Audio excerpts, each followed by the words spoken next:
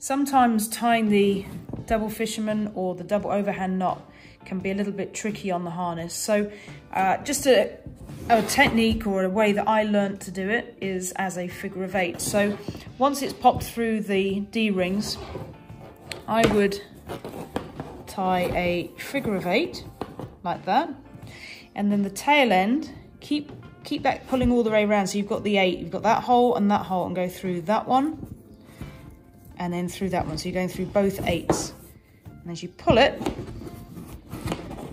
dress and set it like every knot. There you have it. You can always check it. You've got 2 on the back not crossing. When you roll it over, they're crossing each other, and the tail end is exiting underneath both that cross. When you tied this and you've dressed and set it, you must make sure there's at least 5 times the diameter of this cord. Okay, so one of the benefits here of this marking here with the stitching is that it keeps it very stiff on the end, so it would be pretty much impossible for us to do the knot on the end. But it's important that we do keep that tail sticking out. There's no danger of it creeping out. We can adjust it to whatever length we like and put the knot wherever we want, but it is important that it's long enough.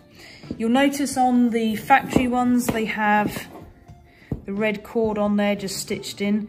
That's just purely because it's come from the factory and it's been checked.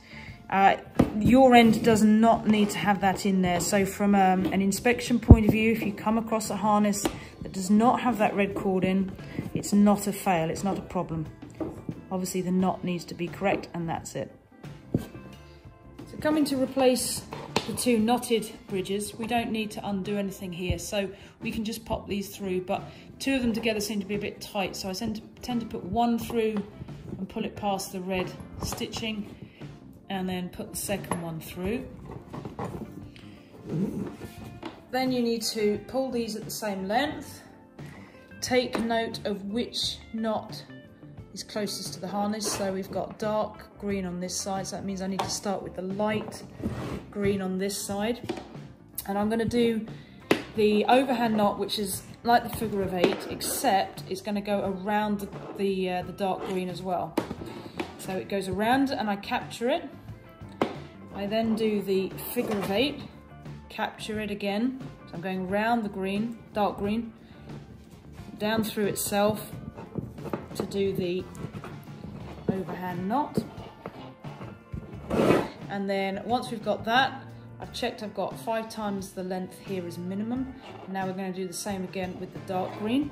It goes over, captures it, goes all the way around, captures it, and then down underneath its 2 own crosses.